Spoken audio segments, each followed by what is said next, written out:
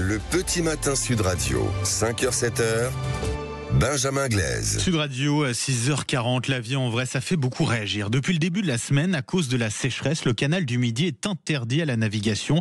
La décision a été prise par les voies navigables de France, en concertation, bien sûr, avec les autorités. Pour tout comprendre, nous sommes ce matin avec un représentant de VNF, qui est donc le gestionnaire du canal du Midi, Christophe Beltran. Bonjour.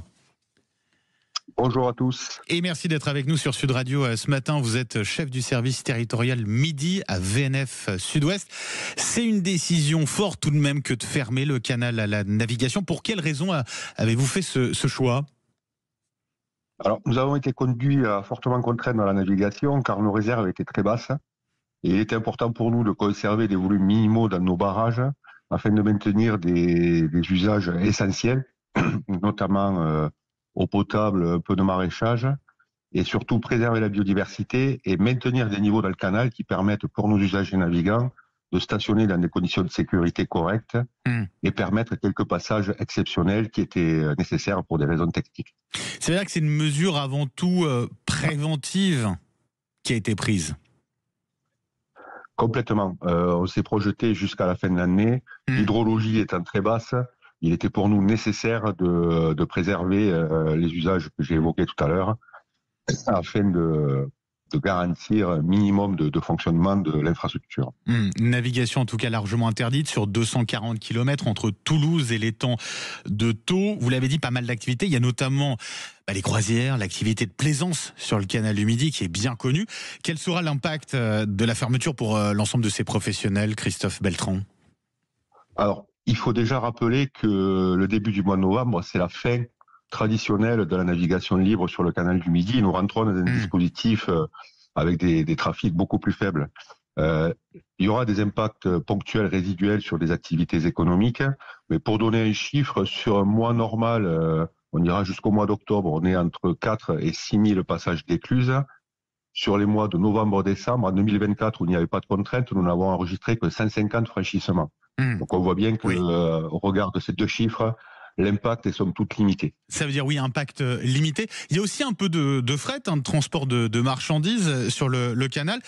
À ce niveau-là, qu'est-ce qui va se passer ? Alors, il n'y a pas de transport de fret organisé aujourd'hui sur le canal du Midi. Il y a quelques trajets ponctuels qui peuvent se réaliser. Il n'y a pas, sur cette période-là, de contrat qui aurait été à honorer. Et dans tous les cas, nous n'aurions pas pu satisfaire ces franchissements-là selon les secteurs considérés. C'est véritablement la fermeture des écluses qui va permettre de maintenir un certain niveau d'eau dans le canal. La fermeture de ces écluses, elle a un rôle important clairement à jouer ici. Oui, tout à fait. Sur la période d'étiage, on transfère beaucoup d'eau pour d'autres usages, notamment pour l'agriculture. Là, nous arrivons sur une période où ces usages-là se sont arrêtés. Le seul usage qui transférait de l'eau vers l'aval, donc qui potentiellement la sortait du réseau, c'était l'usage navigation. Donc c'était le dernier usage sur lequel on pouvait avoir une action qui nous permettait d'économiser un peu d'eau afin de pouvoir tenir jusqu'à la fin de l'année. La fermeture du canal qui est une conséquence du dérèglement climatique, ça veut dire que ce genre de décision pourrait être récurrente d'une certaine manière à l'avenir, voire ça pourrait être une décision plus pérenne ? Alors, c'est une mesure que nous avions déjà déployée en 2023 pour des raisons similaires. Donc oui, c'est des mesures qui peuvent se reproduire. Elles font partie d'un faisceau, d'une batterie de dispositifs sur lesquels on travaille, on réfléchit avec nos usagers aussi. Et c'est la nécessaire adaptation de tous les usages qui utilisent de l'eau au dérèglement climatique. Ça veut dire que, alors, ça pourrait, à un moment, on pourrait se dire, tous les ans, pendant la période de l'hiver, on interdit, on ferme le canal du Midi à la navigation ? Alors, on ne peut pas raisonner de manière aussi directe puisque nous travaillons avec la nature, c'est-à-dire avec l'hydrologie, la pluie, l'état des cours d'eau, donc l'état de nos réserves, et on est en permanence en train de s'adapter. Alors certes, on sent une raréfaction de la ressource en eau qui nous apporte une pression et des difficultés de fonctionnement de notre infrastructure, mais on a des mesures qu'on déploie en fonction des situations, et les situations peuvent évoluer tout au cours de l'année et d'une année à l'autre sur une même période. La réouverture du canal du Midi à la navigation, c'est prévu pour quand ? Pour quelle date ? Alors, On ne sait pas aujourd'hui.